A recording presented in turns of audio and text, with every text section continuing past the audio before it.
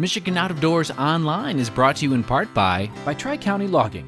Experienced in sustainable forestry practices, Tri-County Logging can help you manage your property by keeping your woods healthy and generate income.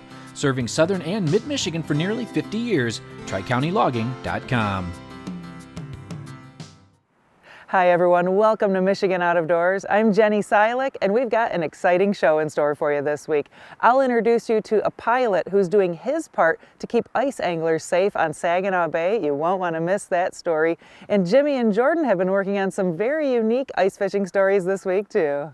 Well, that's right, Jenny. We do have a couple more things on this week's show. We're actually going to kick things off above the bridge on Lake Superior doing a little burbot fishing, something you don't see every day. We're also going to head down to southern Michigan, and I'm going to tag along with a group of high school kids as they hit the hard water. Lots of good stories on this week's show. You stay tuned. I'm Jimmy Gretzinger. It's time for Michigan Out of Doors. From the first spring rains to the soft summer breeze, dancing on the pine forest floor, the autumn colors catch your eyes. Here come the crystal winter skies. It's Michigan, Michigan out of doors. What a beautiful day in the woods. Someday our children all will see this is their finest legacy, the wonder and the love of Michigan. As the wind comes whispering through the trees, the sweet smell of nature's in the air. From the Great Lakes to the quiet stream, shining like a sportsman's dream, it's a love of Michigan we all share. Michigan Out of Doors is presented by Country Smokehouse, a sportsman's meat processor and Michigan destination since 1988. Offers a variety of homemade smoked meats and Michigan-made products in-store and online. The Country Smokehouse features an outdoor barbecue and bar. Details at countrysmokehouse.com. By Rbm Jigs, a Michigan-based company serving ice fishing anglers around the state and throughout the country. Specializing in ice fishing gear, Rvm Jigs manufactures tungsten jigs, soft plastics, and much more. Online at lakeeffectlures.com. By Polar Craft Boats, offering riveted and welded boats for the outdoor enthusiast. Whether you're targeting fish or waterfowl, Polar Craft Boats have several models to choose from that keep you high and dry. For more information, polarcraft.com. By AnglerQuest Pontoons. AnglerQuest is a Michigan-based company building boats designed for comfort and fishing functionality. For more information, anglerquestpontoons.com.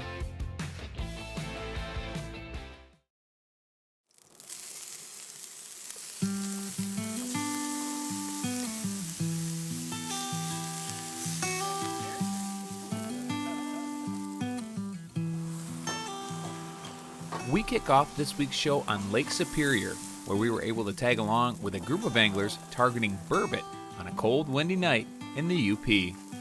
So we're right in the middle of this big blizzard up here, and we're going to make the most of it and try to get some burbot tonight. So before we get out there, we're going to get a little food in our bellies, so we're cooking some burbot that we caught here this past week. We're doing a poor man's lobster, and we're doing fish cakes. So two really easy recipes that make these fish just taste amazing. Burbot are a super mild fish. They're considered a rough fish, or a lot of people think of them as a trash fish, but recently ice fishermen in particular have been coming to view them as a really great sport fish.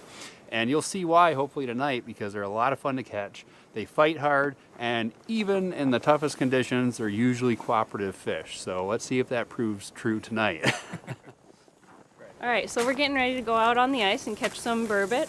But before we head out, we're going to cook ourselves a little meal here with some fresh burbot cakes. And this is a really simple recipe, super easy to do. So basically it is consists of crushed up saltine crackers, green onion, an egg, Greek yogurt, secret ingredient, Old Bay, mayo, a little bit of crushed red pepper, Dijon mustard, and a little bit of lemon juice. And everything is mixed together with about 8 ounces of burbot that has been baked for 5 to 7 minutes.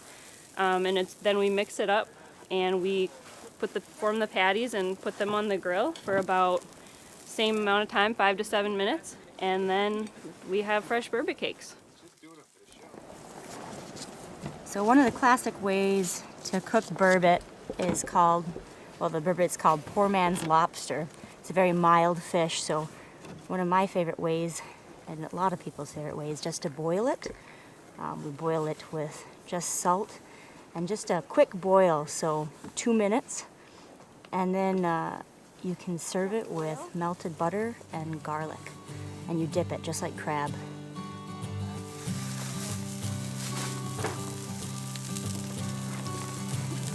That's good.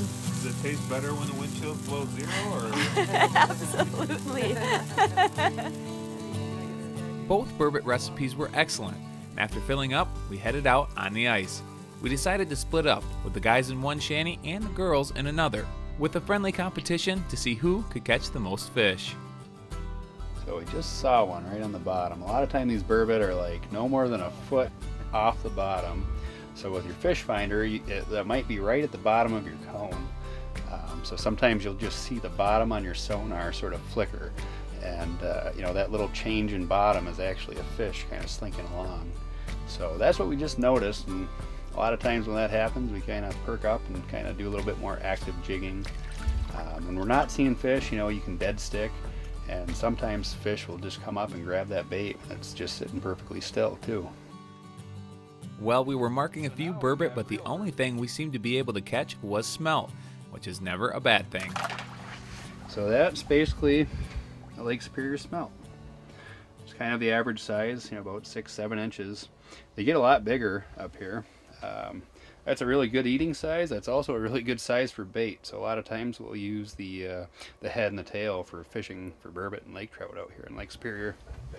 Oh, yeah, they really seem to like just a real basic Swedish pimple. Glow tape on it, I think that helps, but you know, we've caught them without glow tape as well.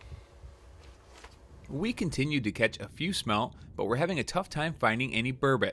Meanwhile, over in the other shanty, things were starting to heat up. Did you get one? Yeah. All right. All right. Finally. Heater a little bit. Can you slide that heater? Yeah. Drag's a little bit loose, but Okay. perfect. Thank you. How's it feel? Oh, feels very nice. I'll pass. Here, I'll put this right here. You good? My smelt rod. Oh. All right. I even got my. Oh, he's swimming. He's still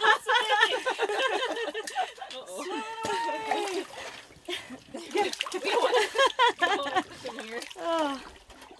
This one was just sitting on the bottom, and so I dropped the jig down and kind of hit the bottom quite a few times, and then just to kind of pique its interest, and then I brought it up and just held it steady, and it came up. Kind of like Nice a and walleye. Yeah. Oh, good job. Well, I'm from the UP originally, and I guess my whole family, my dad really liked fishing and hunting, but I wasn't really exposed to it hardcore until I met Travis, who is now my husband. But, and being around him, I had been fishing before, but when you're exposed to somebody who is so passionate about it, you kind of see it in a different light. So now I'm kind of not obsessed with it, but I really enjoy it. So what do you like about burbot fishing? I like that it's just relaxed. I mean, it's tough sometimes, but so is all fishing, right?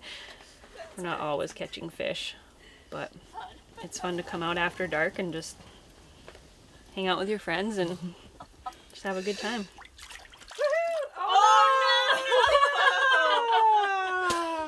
And there he goes. And he's gone. That But we was got a third exciting. fish. Yeah, that was good. He was a good fighter. We saw him. Yeah, we saw him. He was just very eager to go. Well, it's getting pretty late, but 3 fish for the day. That's pretty good. Yeah, It's I nice, think we beat the guys in their shanty. I think so. Awesome. Good job, Cass. Yeah, That's thank awesome. you. No, that was good. Just as we were starting to pack things up, Travis decided to give it one more try inside the other shanty. And sure enough, within about 5 minutes, he had hooked a nice burbot. There we go. This one just kind of hit a dead stick presentation, just holding it just above the bottom. He definitely didn't like the jigging. You can see him on the pan optics coming up right there, about 15 feet down, just about to the top. Should be able to see him through the ice here. It feels decent. There we go. See him coming. Oh, that's a nice one. They've got kind of like a bass mouth, so you can lip them. That's a nice fish. There we go. Oh, that's a long one. Great colors on them. We saved that one for you. Yeah, they're really pretty fish, but as they say, that's a face only a mother could love. You see they've got one whisker on their lower jaw. That's called a barbel. And their Latin name is barba. That's where their name Burbot comes from. That means beard. So they're the bearded fish. That's their one little whisker right there. Burbot history lesson. Burbot history. Yeah, these things are actually all over the world. So pretty well up in the northern hemisphere. You can find them in Europe. You can find them in Alaska. You can find them in Lake Superior. It's the only freshwater cod. Ice fishing for burbot on Lake Superior in the middle of the night has to be one of the more unique shoots I've ever been a part of. Special thanks to Travis and the crew for letting us tag along on a fun adventure here in the UP.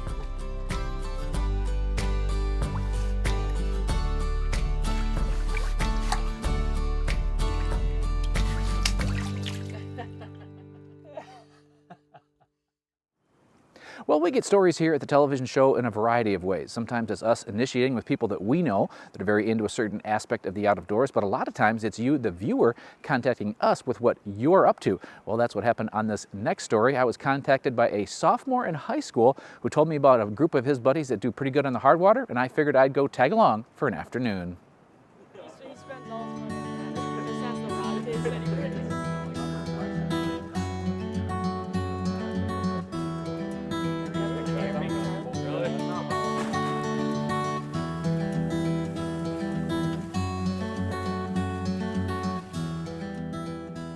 A lot of folks say that kids today, well, they don't appreciate the outdoors anymore, and all they do is spend time on their phones.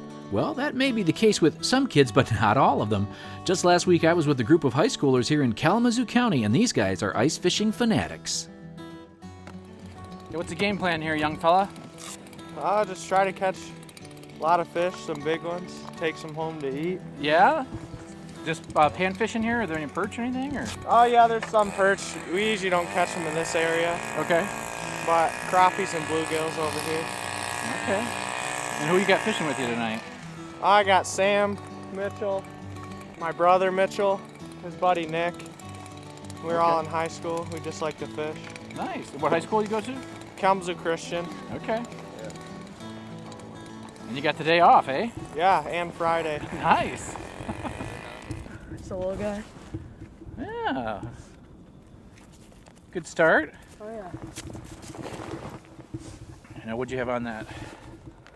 I just had a little wax worm on there. Okay. Get him back and keep catching them. How deep of water are we in here? We're in about 16 or 17. Okay.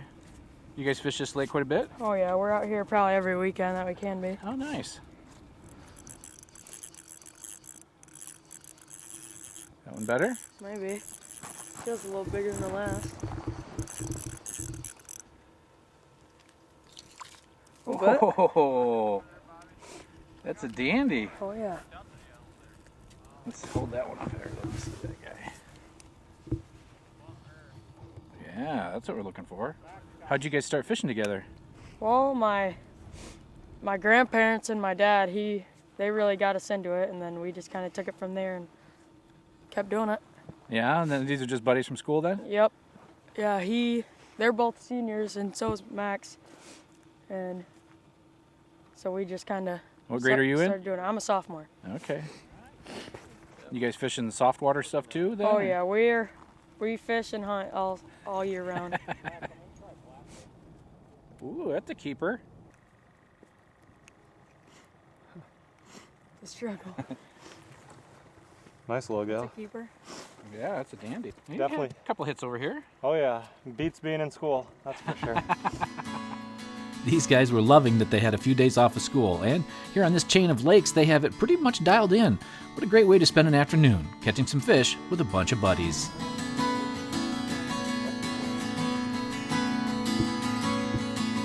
Might be a little better.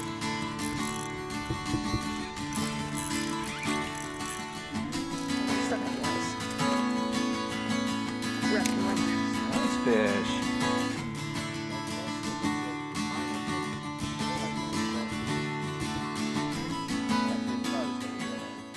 Any certain setup you like to use here or no?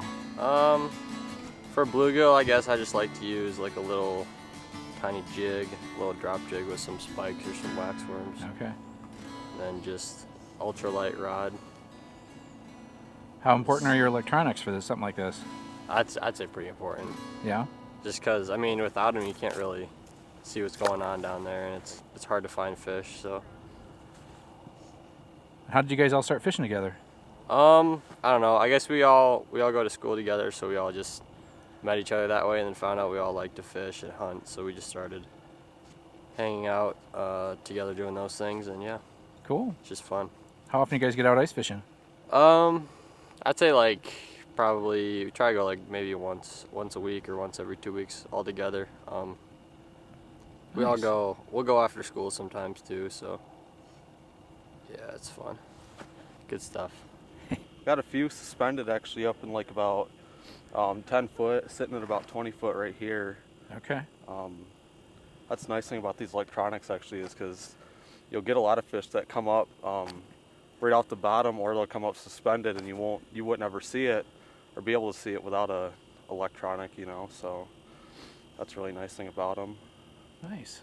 How'd you get into ice fishing? My dad and I used to go a little bit here and there. I just kind of kept watching a lot of videos and learning about it, and then it kind of just had nothing really else to do in the winter time, so I kind of just figured, well, why not and get out and do something, you know. So I kind of just started buying all the stuff, and after I got all the stuff, I'm like, this is pretty fun, you know, that when you can actually catch fish. So nice. So to other kids your age that have not ice fished, what do you like about doing this? Well, you can spend quality time with your friends and family, and it's just good to get in the outdoors, and you can really have fun. You can do it by yourself, but it's fun to get out with friends and enjoy the outdoors. Oh. Bass? Big pike. Or not big. He's not big. Not a bad one Hey. for jigging though. Look at that. Here. I think I got a measuring tape. I've got one in my sled. I think I got one in my pocket.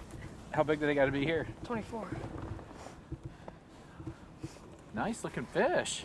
Yeah, got it before their tip-ups did. Just cut that on a little jig head? Yeah. Oh, just barely. I think if you move your hand, it's got it. Or maybe. No. Stop No, on it. 23 and a half. Yeah. Barely. Half an inch. I'm gonna squeeze him out, he'll be all right. We were on the water a few hours and had a great time. Thanks to the guys for letting me tag along and for reminding us the next generation, well, they may be just fine if more of them take some advice from these guys and get outside with friends and family here in Michigan's Out of Doors. When it comes to ice fishing Saginaw Bay, you can never be too safe. I first heard about Martin Jaliga a couple of months ago. He's also known as the Airborne Angler, and he's doing his part to make sure ice anglers are safe out there on Saginaw Bay. So the Airborne Angler started with just a YouTube channel for my son and I to share stuff. As I started flying over the bay, I noticed there's a big demand for ice conditions. The satellite doesn't do a very good job because it's overcast a lot, and when I go flying I always saw it, I just never paid much attention to it until I started ice fishing, and then I decided to, it'd be a good idea to take some pictures and video and share that with the other fishermen so that they can plan accordingly Downside is I can't tell how thick the ice is, so I always warn people not to solely go by my videos. But if I can capture some open water spots, I think that really helps them stay away from it. So the goal ultimately is every year to have 0 fatalities, because it seems every year we lose at least one. Last year we had horrible ice conditions. I don't think I fished the bay once because it was so unpredictable and dynamic. And we did lose a gentleman up north, and I decided to start flying up that way. So I'm just hoping that we don't have any incidents, and that would make me happy. That would be a success for the Airborne Angler. When I was 16, I got a gliding license, and then I went away to the Marine Corps and got my private pilot license there. When I came back stateside, I got into fishing, and I didn't really think of matching the two. But then as I started ice fishing and I was curious about ice conditions, I decided to take the plane up and see what's going on up there, and then decided to share it with others on that Airborne Angler site. When it's open water, you know you're gonna have a little bit of shore ice that's shallow. It freezes the fastest, so you can kind of see from the satellite pictures and my pictures, you can kind of see the boundary where the shore ice ends. And then right now is the transition period where recently it froze from open water to ice, and it's skim ice. Then you get a little snow on it to camouflage it, and it's very hard to tell the boundary from old ice to new ice. And as we flew today, most of the bay was iced up, but there was pockets of open water. And overnight, they're going to skim over most likely, and everybody's going to be racing to the launches to be the first one to get a parking spot, and they'll be going out in the dark. And it's impossible to tell when it skims over with, you know, a 1/4 inch of ice with a little dusting of snow.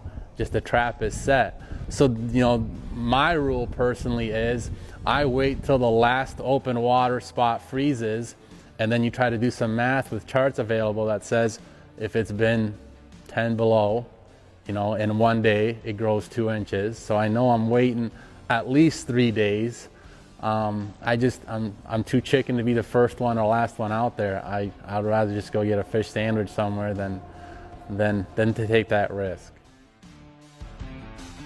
I don't give go, no-go decisions. There's a lot of very experienced ice guides, charter captains out there that go out on foot and check the ice and take customers. So that's what I recommend people do if they're not sure. But I'm very weary of giving somebody permission to go because I think it looks good from an airplane at 1,000 feet above it. It's just the ice isn't a universal sheet. It can be great in one spot and 5 feet away you fall through. So unless I've been out there, I'm cautious. But even then, the next day, it could have changed from a windstorm or temperature or anything. So, you know, I'm glad it first started with about 300 followers, and I think this is the 3rd year, so we're up to 10,000. So I think the word's getting out, and I'll never know if anybody didn't fall in because of me, but that's fine. I'm not going to take credit for that anyways, but it would be nice to have a winner where nobody gets hurt. The Saginaw Bay is, I would say, a world-renowned walleye fishery, especially spring, fall, summer. But ice fishing is great because it's a shallow bay off the Great Lakes, so it tends to freeze, although we haven't been as lucky. With the exception of Lake Erie, the western basin of Lake Erie, like the Saginaw Bay is, you know, a great fishery right in our own backyard. So. And knowing that there's a demand for that information, I know I'm not obligated, but I feel like I gotta go. A lot of people have ice fished before I started doing this, but I hope if it helps one guy, I'm happy, and it helps me. So, you know, I'm excited to get out there. So I use that same information, but I don't just blindly trust my video or picture. I'm gonna go out there and check it, obviously. I respect the guys that go on foot and use a spud bar and check it and blaze themselves a path, then go back, get their gear. Like that's how it should be done. That's way more important than any airplane, is just having a spud bar and hitting the ice in front of you and just seeing if it's thick enough. Like nothing can replace that. The problem is the ice can shift, it can melt, it can move. So you can't just be complacent and think that, you know, I took this trip out here, so when I follow my GPS track coming back 10 hours later, it's not guaranteed that that path is safe. So, you know, time and cold temps are much better than an airplane. A very special thanks to Martin for using his own time and resources to help keep us all safe on the ice of Saginaw Bay. His work is a great reminder to help our fellow outdoors men and women when we can, right here in Michigan's Out of Doors. Thanks for joining us this week for Michigan Out of Doors. Make sure you stay tuned in upcoming weeks as we transition from some wintertime activities into springtime activities. Always something to do here in Michigan's Out of Doors. If you'd like to see where we are and where we're headed next, you can always check us out online. Well, that's right, Jenny. Online is always a great way to kind of keep tabs on us. You can do that through our website. We have full episodes of the show there every week. We're also on most of the social media platforms. And if you're ever on YouTube, you can subscribe to our channel there, get an email every time we post something new. And we do have a lot of new stuff coming over the next few weeks. Been out doing quite a bit of traveling here in the great state of Michigan. So as always, if we don't see you in the woods or on the water, hopefully we'll see you right back here next week on your PBS station. Michigan Out of Doors is presented by. Do you dream of somewhere bigger than your backyard? You can get there with Greenstone.